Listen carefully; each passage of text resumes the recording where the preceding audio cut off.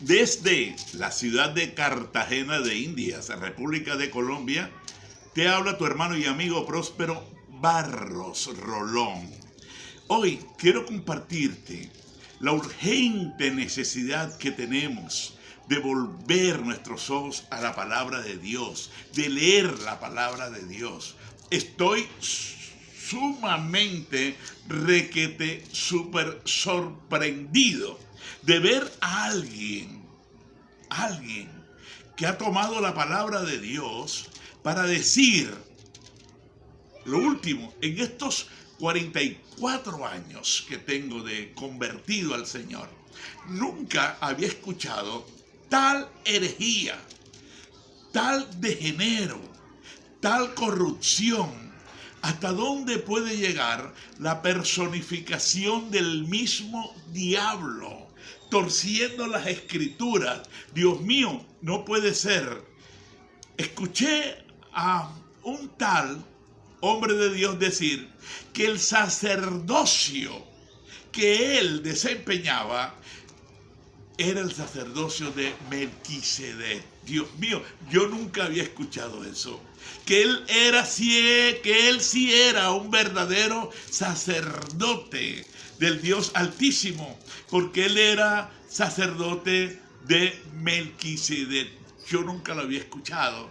Nunca había escuchado que un hombre se atreviera, a excepción de uno de hace poco que dijo que él era Jesucristo.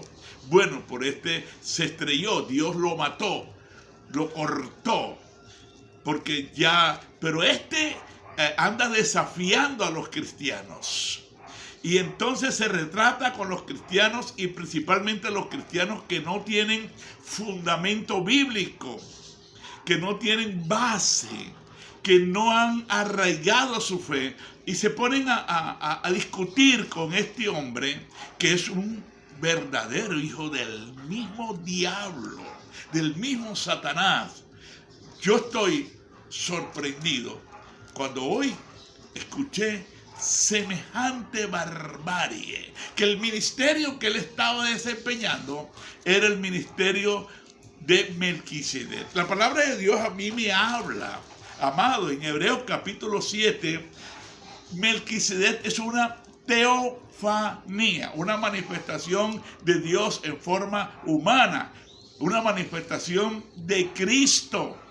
¿Por qué de Cristo? Porque dice aquí en el capítulo 7, versículo 1, 2 y 3 dice: porque este Melquisedec, rey de Salem, sacerdote del Dios Altísimo, que salió a recibir a Abraham, que volvía de la derrota de los reyes, y le bendijo, a quien asimismo dio a Abraham los diezmos de todo, cuyo nombre significa primeramente rey de justicia y también rey de Salem. Esto es rey de paz, sin padre, sin madre, sin genealogía, que ni tiene principio de días ni fin de vida, sino hecho semejante al Hijo de Dios, permanece para siempre. Está hablando de Cristo, está hablando de Jesús, está hablando de nuestro amado Rey, no está hablando de un hombre cualquiera. Cuando más adelante encontramos de que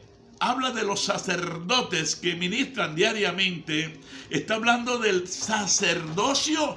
Mi hermano que me estás escuchando, yo no estoy hablando de religión, te estoy hablando de lo que la palabra de Dios nos dice. El sacerdocio establecido por Dios de la tribu de Leví, de Aarón. Ese sacerdocio fue un sacerdocio único. Dios no le permitía a ningún judío, a ningún israelita, si no era descendiente de la tribu de Leví, de Aarón, no podía ser sacerdote. La Biblia no registra ningún otro tipo de sacerdote. Entonces resulta que este hombre, tomado por la mentira, para convencer a los feligreses que tiene al frente de que él habla la verdad, tuerce la escritura, diciendo que los sacerdotes que ministran diariamente el sacerdocio que ministraba era el sacerdocio de la tribu de Leví. Nehemías, como quisiera yo que usted anotara esta cita, capítulo 7, versículo 64, dice que había unos sacerdotes que ministraban, eran israelíes, eran hebreos, eran judíos, pero no eran descendientes de la tribu de Leví y de Aarón. Y dice el versículo 64 que estos buscaron en el libro de genealogía, cuando Esdras, cuando Nehemías, dice, y no lo hallaron y fueron excluidos del sacerdocio. ¿Por qué fueron excluidos del sacerdocio? Porque el sacerdocio levítico fue el sacerdocio establecido directamente por el Señor. Ahora nos encontramos que Jesús era de la tribu de Judá. Y allí habla entonces que Cristo, el Señor, Él desempeña y está desempeñando una función muy especial como sumo sacerdote, siendo Él de la tribu de Judá. Él es el león de la tribu de Judá. ¿Por qué? Porque Él es Dios.